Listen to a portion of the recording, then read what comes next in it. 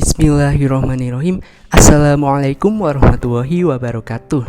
Perkenalkan, kami dari kelompok 8 Subdas Winongo akan memaparkan presentasi kami terkait hasil dari analisis sumber daya lahan dan air di Subdas Winongo. Sebelumnya perkenalkan, saya Afifuddin, perwakilan dari kelompok 8, dan teman saya ada Relinda Dewi Astabella, Wikan Amarudin Fahmi, Revia Adrianing Pramesti, Adrianto Syifa Al-Aro, dan Rizky Wahyudi. Subdas Winongo merupakan bagian dari wilayah Das Opak yang memiliki hulu di bagian lereng tengah dari Gunung Api Merapi.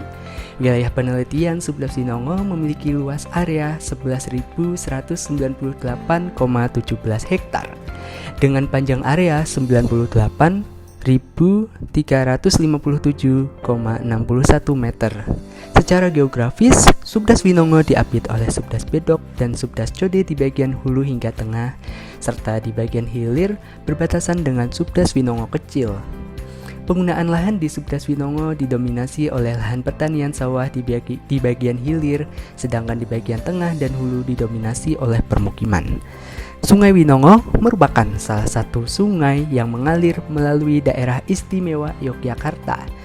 Panjang sungai ini adalah 48,70 km dan mengalir melintasi Kabupaten Sleman, Kota Yogyakarta, dan Kabupaten Bantul. Berdasarkan hal tersebut dapat diketahui bahwa secara administratif Subdas Winongo terdapat di wilayah Bantul, Sleman, dan Kota Yogyakarta. Rumusan masalah yang akan kita bahas adalah bagaimana kemampuan lahan dan kesesuaian lahan untuk komoditas pertanian meliputi padi, jagung, ubi kayu, dan non-pertanian berupa pusat perbelanjaan atau mall di Subdas Winongo. Kemudian bagaimana arahan penggunaan lahan yang sesuai dengan kemampuan lahan yang terdapat di Subdas Winongo, bagaimana kondisi air permukaan meliputi hujan wilayah, debit, dan neraca meteorologis di Subdas Winongo, bagaimana ketersediaan dan kebutuhan air untuk mencukupi kehidupan masyarakat di Subdas Winongo, serta bagaimana tingkat kerentanan air tanah terhadap beban pencemar dan status mutu air di Subdas Winongo. Selanjutnya, tujuan pada pembahasan ini meliputi yang pertama, mengidentifikasi dan analisis kemampuan lahan dan kesesuaian lahan untuk komoditas pertanian, padi, jagung, ubi kayu, dan non-pertanian, pusat perbelanjaan atau mall di Subdas Winongo. Kedua, mengidentifikasi dan analisis arahan penggunaan lahan yang sesuai dengan kemampuan lahan di Subdas Winongo, mengidentifikasi dan analisis kondisi air permukaan meliputi hujan wilayah, debit, dan neraca meteorologis di Subdas Winongo, mengidentifikasi dan analisis ketersediaan dan kebutuhan air untuk mencukupi kehidupan masyarakat di Subdas Winongo, serta mengidentifikasi dan analisis tingkat kerentanan air tanah terhadap beban pencemar dan status mutu air di Subdas Winongo. Bahasan yang pertama terkait satuan lahan di Subdas Winongo. Satuan lahan ini didelineasi berdasarkan pertimbangan kondisi topografi, kenampakan morfologi melalui hillshade, dan asosiasi dari citra imagery. Berdasarkan hasil analisis tersebut, diketahui bahwa satuan lahan yang terdapat di Subdas Winongo terbagi menjadi 9 jenis. Yang pertama yaitu lereng tengah Gunung Api, lereng bawah Gunung Api, dataran kaki Gunung Api, lembah sungai dataran aluvial, lembah sungai dataran kaki Gunung Api, lembah sungai lereng bawah Gunung Api, lembah sungai lereng tengah Gunung Api, dataran aluvial, serta dataran banjir. Selanjutnya terkait kemampuan lahan di Subdas Winongo, terdapat berbagai metode yang dapat digunakan untuk menganalisis kemampuan lahan. Di antaranya ada metode matching, kemudian scoring, statistik, deskriptif kualitatif, dan metode lainnya. Tetapi yang kami gunakan adalah metode matching yang terdiri dari aritmatik, weight factor, dan subjective matching. Sebagai contoh, hasil analisis berdasarkan metode subjective matching di Subdas Winongo dapat diketahui klasifikasi kemampuan lahannya. Yang pertama, kelas 1 menempati area dataran aluvial, kemudian kelas 2E pada lereng tengah, lereng bawah, dan dataran kaki Gunung Api dengan faktor pembatas berupa ancaman erosi, kemudian kelas 2W pada dataran banjir dengan faktor pembatas berupa drainase yang buruk, dan kelas 4W pada lembah sungai karakteristik tanah yang dangkal dan selalu tergenang. Kemudian pembahasan terkait arahan penggunaan lahan. Pembahasan lebih lanjut terkait arahan penggunaan lahan dan kemampuan lahan di Subdas Winongo dapat kita saksikan bersama pada video interaktif berikut. Analisis kemampuan lahan, metode matching secara subjektif. Subdas Winongo terbagi menjadi kelas kemampuan 1, 2, dan 4. Kelas 1 menempati landform dataran aluvial, kelas 2 di landform lereng tengah, lereng bawah, dataran kaki gunung api, dan dataran banjir. Serta kelas 4 pada landform lembah-lembah sungai. Kemampuan lahan Subdas Winongo dominan kelas 1 dan 2. Salah satunya karena memiliki beda ketinggian yang tidak terlalu jauh antara hulu hingga hilir, dengan kelerengan datar sampai landai. Arahan penggunaan lahan di Subdas Winongo sebaiknya disesuaikan dengan kelas kemampuan lahan untuk meminimalisir adanya dampak lingkungan, sosial, dan ekonomi. Berdasarkan analisis kemampuan lahan dengan metode subjective matching, dapat disimpulkan beberapa arahan penggunaan lahan sesuai dengan kelas kemampuan lahan. Di antaranya, pertama adalah dataran aluvial, yang merupakan kelas kemampuan pertama sebaiknya digunakan untuk pertanian produktif. Hal tersebut didukung oleh adanya analisis yang menunjukkan kondisi lahan mudah diolah, ancaman erosi rendah, topografi datar, area subur, dan ketersediaan air yang mencukupi. Kedua adalah dataran banjir, yang merupakan kelas kemampuan 2W dengan faktor pembatas berupa drainase yang buruk. Dataran banjir memiliki topografi yang datar dan relatif sedikit batuan, sehingga masih dapat difungsikan sebagai lahan pertanian. Akan tetapi, masih memerlukan tindakan perbaikan pada sistem drainase. Ketiga adalah lembah sungai yang berhulu di Purwobinangun dan berhilir di Kretek, yang merupakan kelas kemampuan keempat dengan karakteristik tanah yang dangkal dan selalu tergenang. Lembah sungai sebaiknya dibiarkan dalam kondisi alami, yaitu badan air yang mengalirkan air. Pengerukan secara berkala di bagian hulu perlu dilakukan secara berkala untuk mengurangi endapan yang menyebabkan pendangkalan sungai pemicu banjir. Lembah sungai tidak dianjurkan untuk penggunaan lahan apapun, karena dikhawatirkan akan mengganggu sistem sungai. Keempat adalah lereng bawah dan dataran gunung api, yang merupakan kelas kemampuan lahan kedua yang sebaiknya digunakan sebagai area permukiman dan pusat kota. Didukung oleh karakteristik lerengnya yang landai, drainase yang baik, dan terhindar dari ancaman banjir. Namun demikian, pembangunan permukiman dan pusat kota tersebut perlu dilengkapi dengan sistem drainase yang baik, sehingga limbah tidak terbuang secara bebas di wilayah bawahnya. Kelima adalah lereng tengah gunung api, yang merupakan kelas kemampuan lahan kedua, sebaiknya digunakan sebagai pertanian ubi kayu, ladang, dan lahan terbuka alami. Lereng tengah gunung api didominasi oleh pasiran, sehingga tidak sesuai digunakan untuk pertanian yang membutuhkan banyak pengairan. Penggunaan lahan harus memperlihatkan kemampuan lahan dan kesesuaian lahan, agar tidak berdampak negatif bagi lingkungan. Penggunaan lahan yang tidak menimbang kemampuan lahan dapat menimbulkan kerugian. Misalnya, penggunaan lahan di landform dataran banjir, lembah sungai, serta sempadan yang terlalu dekat dengan sungai akan sangat potensial mengalami banjir. Penggunaan lahan yang kurang tepat juga dapat menurunkan produktivitas. Misalnya pembangunan area terbangun dengan konversi lahan persawahan atau pertanian di lahan kelas 1. Produktivitas akan menurun dan lahan pertanian semakin berkurang. Oleh karena itu, penggunaan lahan harus diarahkan sesuai kemampuan lahan dan dapat dilengkapi dengan kesesuaian lahan agar potensi lahan dapat dimaksimalkan dan tidak mengganggu kelestarian lingkungan, serta terwujudnya pembangunan dan ekosistem yang berkelanjutan. Bahasan selanjutnya terkait kesesuaian lahan untuk non-pertanian, yang kali ini kita mengambil contoh pembangunan pusat perbelanjaan mall. Pembuatan analisis kesesuaian lahan tersebut digunakan model builder yang terdapat pada ArcGIS.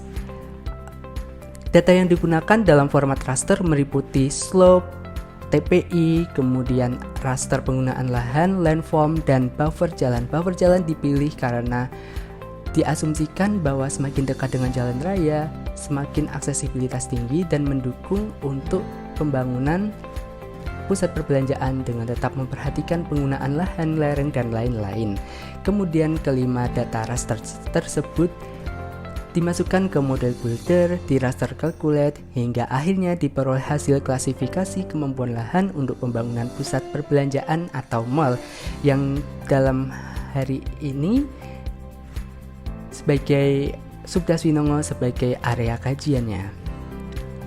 Hasil analisis kesesuaian lahan untuk pusat perbelanjaan di Subdas Winongo menunjukkan beragam kelas kesesuaian. Area yang sesuai untuk lokasi pusat perbelanjaan sebagian besar di sekitar jalan raya dan memiliki jarak dekat dengan jalan. Hal tersebut menunjukkan bahwa semakin dekat dengan jalan raya, aksesibilitas semakin meningkat dan semakin sesuai untuk lokasi pembangunan pusat perbelanjaan. Area yang kurang sesuai sebagian besar di bagian hulu Subdas Winongo. Hal tersebut salah satunya karena masih termasuk bagian landform lereng tengah dengan kemiringan lereng yang lebih besar daripada area lain di Subdas Winongo. Kemudian penggunaan lahan aktualnya juga sebagian besar berupa permukiman dan area pertanian. Aksesibilitas dan akses jalan arteri dan jalan raya juga tidak sestrategis daerah dataran di tengah Subdas Winongo. Selanjutnya, kesesuaian lahan pertanian yang kali ini kita menggunakan tanaman padi, ubi kayu, dan jagung. Dan sebagai contoh hasilnya, berikut adalah hasil analisis kesesuaian lahan padi Subdas Winongo metode subjective matching. Hasilnya adalah bentuk lahan yang tergolong kelas sesuai atau S1, yaitu pada dataran kaki gunung api dengan ancaman erosi yang rendah. Kemudian bentuk lahan dengan kelas cukup sesuai atau S2 pada lereng bawah gunung api yang memiliki karakteristik lahan tidak tergenang air, kandungan salinitas dan kadar pH H2O yang mendukung pertumbuhan padi sawah. Kemudian bentuk lahan lereng tengah gunung api dan dataran banjir tergolong dalam kelas sesuai marginal atau S3 dengan faktor penghambat berupa drainase. Ketersediaan air di Das Winongo dapat dipenuhi dengan adanya data curah hujan. Data curah hujan merupakan data yang mempunyai sifat fundamental dan sangat diperlukan untuk keperluan perencanaan ataupun pekerjaan-pekerjaan yang terkait dengan hidrologi seperti erosi tanah, pengendalian banjir, irigasi, dan cadangan ketersediaan air. Curah hujan wilayah dapat dianalisis menggunakan metode polycondition. Metode ini cocok digunakan untuk wilayah Das Winongo karena mempunyai stasiun pengamat hujan yang tidak tersebar secara merata dan kondisi daerah yang tidak homogen. Hasil perhitungan curah hujan dengan metode polycondition diperoleh output berupa peta persebaran curah hujan rata di Subdas Winongo seperti yang tertera pada slide. Dari peta tersebut dapat diketahui bahwa curah hujan di Subdas Winongo diklasifikasikan menjadi 5, dari sangat tinggi hingga sangat rendah. Curah hujan di Kabupaten Sleman tergolong tinggi dengan klasifikasi sangat tinggi hingga sedang. Kota Yogyakarta dapat diklasifikasikan menjadi curah hujan yang sedang dan Kabupaten Bandung memiliki rata-rata hujan wilayah yang rendah.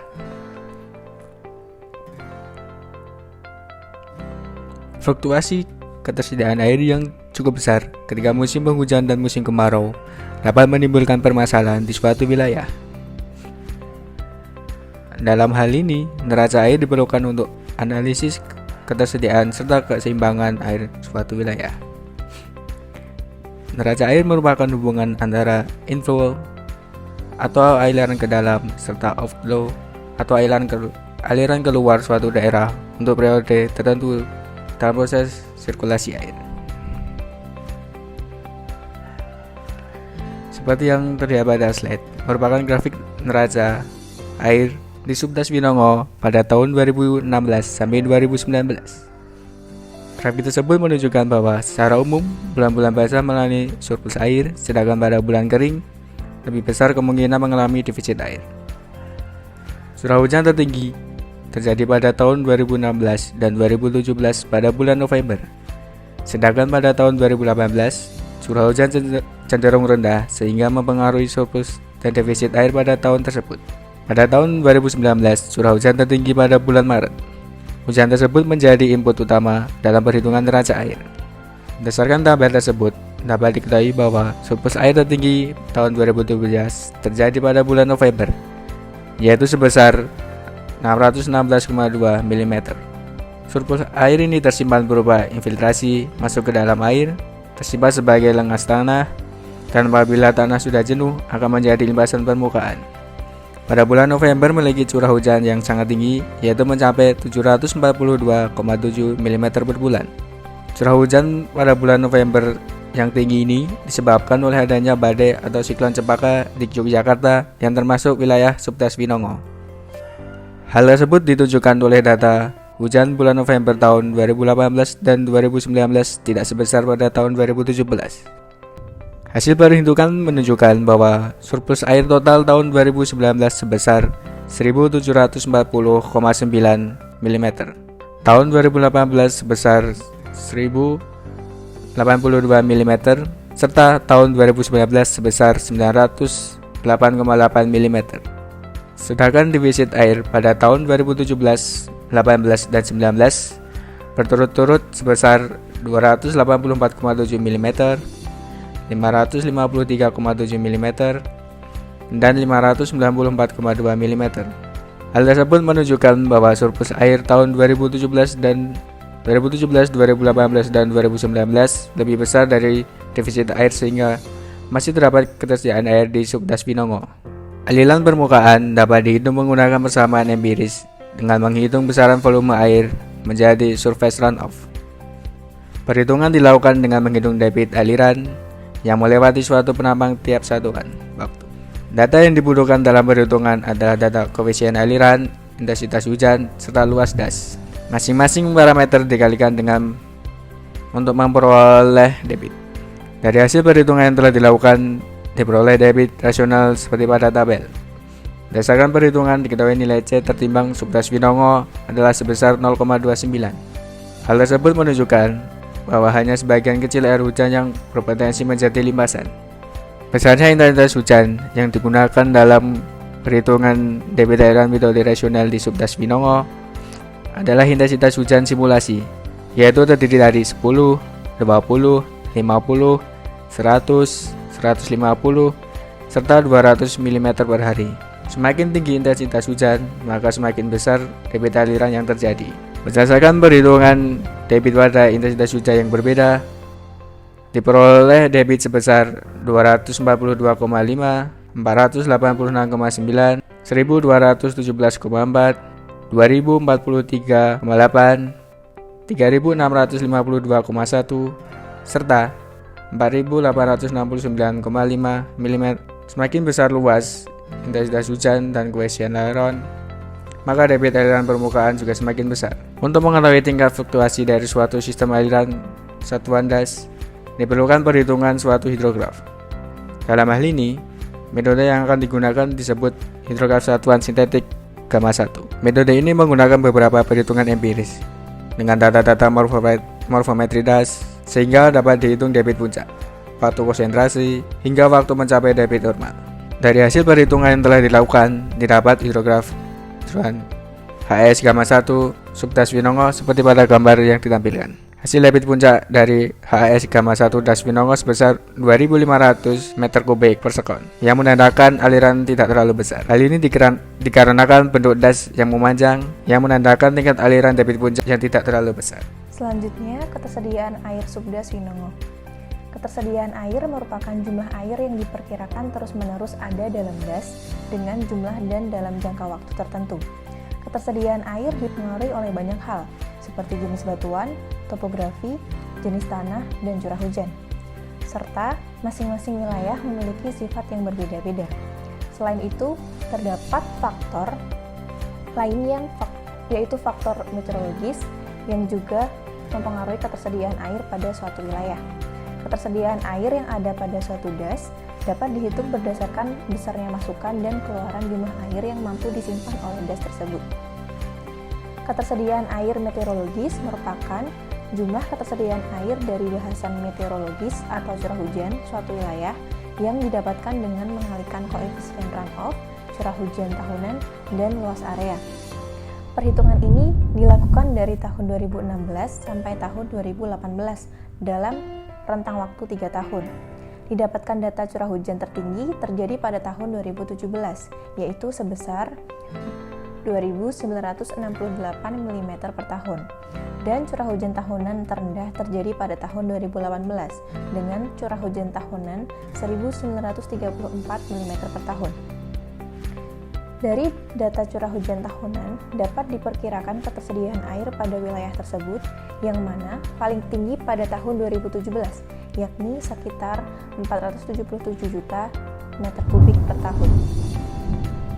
Selanjutnya, kebutuhan air Subdas Winongo. Kebutuhan air merupakan sejumlah air yang digunakan untuk kepentingan kebutuhan sehari-hari atau yang peruntukannya untuk memenuhi kebutuhan masyarakat. Standar kebutuhan air pada masyarakat terdiri atas 2 macam, yaitu standar kebutuhan air domestik dan non-domestik. Kebutuhan air domestik dihitung berdasarkan jumlah penduduk wilayah pedesaan, perkotaan besar, dan perkotaan kecil pada tahun 2016 hingga tahun 2018 di 22 kecamatan yang masuk dalam Subdas Winongo. Kebutuhan air domestik Subdas Winongo selama 3 tahun mengalami peningkatan. Hal tersebut disebabkan karena kebutuhan air domestik dipengaruhi oleh jumlah penduduk yang semakin bertambah. Kebutuhan air pertanian dihitung berdasarkan jenis lahan pertanian, yaitu pertanian pada padi sawah, padi lahan kering, tegalan, dan kebun yang berada di Subdas Winongo. Kebutuhan air pertanian mengalami penurunan yang dipengaruhi oleh berkurangnya luas lahan pertanian di Subdas Winongo. Kebutuhan air ternak ditentukan oleh besar kecilnya jenis hewan ternak. Hal ini berpengaruh terhadap kebutuhan air, yaitu pada peternakan besar, peternakan sedang, dan peternakan kecil yang memiliki kebutuhan air berbeda. Ternak jenis kuda, sapi, dan kerbau membutuhkan air yang lebih besar dari ternak domba, kambing, maupun unggas. Subdas Winongo tidak termasuk dalam kota industri, akan tetapi kebutuhan air untuk industri dalam wilayah ini tergolong besar dibandingkan dengan kebutuhan air sektor peternakan. Perhitungan kebutuhan air di industri dilakukan berdasarkan jumlah tenaga kerja industri yang berada di Subdas Winongo. Meskipun kebutuhan air industri dihitung berdasarkan jumlah tenaga kerja, tetapi dalam hal ini air juga digunakan dalam pengolahan bahan baku untuk menghasilkan produk. Sehingga semakin banyak jumlah produk yang dihasilkan, akibatnya air yang diperlukan akan semakin banyak. Penentuan daya dukung lingkungan untuk sumber daya air di Subdas Winongo dilakukan berdasarkan perbandingan antara kebutuhan dan ketersediaan air dengan indikator yang digunakan yaitu koefisien limpasan, rata-rata curah hujan bulanan, dan luas wilayah untuk variabel ketersediaan air. Semakin tinggi nilai ketersediaan air, maka status daya dukung lingkungan sumber daya air terhadap kehidupan akan semakin baik. Hal ini berarti menandakan nilai rasio yang dihasilkan akan semakin besar. Selanjutnya mengenai kerentanan air tanah. Kerentanan air tanah terdapat pencemaran secara intrinsik dipengaruhi oleh kondisi hidrobiologis yaitu kondisi akuifer. Subdas Winongo merupakan bagian dari sistem akuifer Merapi. Recharge area sistem akuifer Merapi merupakan area tubuh gunung api Merapi di Sleman, sedangkan bagian discharge-nya merupakan Kabupaten Bantul. Analisis kerentanan air tanah dengan metode drastik dilakukan dengan melakukan pembobotan dan overlay pada parameter-parameter kerentanan air tanah, meliputi kedalaman muka air tanah, imbuhan, media akuifer, tekstur tanah, lereng, media zona tak jenuh, dan konduktivitas hidrolik. Berdasarkan hasil analisis kerentanan air tanah di Subdas Winongo menggunakan metode drastik, diperoleh 3 klasifikasi kelas kerentanan, yaitu kerentanan rendah, sedang, dan tinggi. Kerentanan rendah meliputi area Subdas Winongo bagian hulu, yaitu pada bentuk lahan lereng tengah Gunung Api Merapi dan lereng bawah Gunung Api Merapi bagian bawah. Kerentanan sedang meliputi area Subdas Winongo bagian hilir, yaitu pada bentuk lahan dataran aluvial. Sedangkan kerentanan tinggi meliputi area Subdas Winongo dataran kaki Gunung Merapi, lembah sungai, dan dataran banjir. Hasil kerentanan tersebut diperoleh melalui overlay ke-7 parameter kerentanan air tanah. Nilai kerentanan air tanah lebih banyak dipengaruhi oleh parameter-parameter yang memiliki bobot besar dalam mempengaruhi tingkat kerentanan air tanah, seperti kedalaman muka air, media zona tak jenuh, dan imbuhan. Dataran banjir dan dataran kaki gunung api memiliki kedalaman muka air yang dangkal, media zona tak jenuh lempung cukup, dan imbuhan air yang rendah, sehingga nilai kerentanannya tinggi. Sebelah kiri ini merupakan tabel pembobotan dari parameter kerentanan air tanah, sedangkan bagian kanan merupakan peta hasil analisis kerentanan air tanah. Selanjutnya mengenai mutu air sungai. Status mutu air dikaji pada berbagai kelas air yang didasarkan pada Peraturan Pemerintah Nomor 82 Tahun 2001 tentang pengelolaan kualitas air dan pengendalian pencemaran air. Status mutu air dibagi menjadi 4 kelas, yaitu kelas 1, 2, 3, dan 4, dengan peruntukan yang berbeda-beda. Perhitungan status mutu air Subdas Winongo menggunakan data dari kualitas air Sungai Winongo yang terbagi menjadi area hulu, tengah, dan hilir tahun 2017, 2018, dan 2019. Parameter yang digunakan adalah parameter fisik berupa Total Suspended Solid atau TSS, parameter kimia berupa kadar BUD, kadar COD, oksigen terlarut atau DO, total fosfat, dan parameter biologi berupa total koliform. Penetapan status mutu air yang dilakukan menggunakan metode STORAC yang dilakukan dengan membandingkan data pengukuran parameter kualitas air dengan baku mutu setiap kelas air. Berdasarkan tabel tersebut, mutu air di Sungai Winongo bagian hulu tergolong cemar berat pada kelas 1 dan 2, sedangkan kelas 3 dan 4 tergolong cemar sedang. Mutu air Sungai Winongo bagian tengah pada kelas 1, 2, dan 3 termasuk cemar berat, dan pada kelas 4 termasuk cemar sedang. Untuk bagian hilir, mutu air pada kelas 1 dan 2 tergolong cemar berat, serta pada kelas 3 dan 4 tergolong cemar sedang. Secara umum, mutu air di Sungai Winongo berdasarkan metode STORAC cukup buruk karena hingga peruntukan air kelas 4 masih termasuk cemar sedang. Salah satu penyebabnya adalah kandungan total koliform yang tinggi di Sungai Winongo. Parameter biologi memiliki pengaruh terbesar terhadap mutu air metode STORAC, sehingga memberi pengaruh skor yang besar. Berdasarkan hasil tersebut, penggunaan air di Sungai Winongo tidak diperuntukkan untuk kelas 1 atau untuk baku air minum, dan kelas 2 yang difungsikan sebagai sarana-prasarana rekreasi air, budidayaan air tawar, peternakan, dan air untuk mengairi pertanian. Dalam hal ini, diperlukan kesadaran warga dan pemerintah setempat terkait konservasi dan perlindungan kualitas Sungai Winongo. Perlindungan kualitas Sungai Winongo perlu dimaksimalkan agar status mutu Sungai Winongo dapat membaik untuk kedepannya.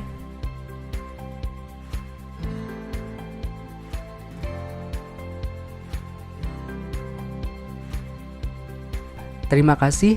Sekian presentasi dari kelompok 8 Subdas Winongo. Terima kasih atas perhatiannya. Jika terdapat kesalahan atau salah kata dan kekurangan, kami mohon maaf yang sebesar-besarnya. Akhirul kalam, wassalamualaikum warahmatullahi wabarakatuh.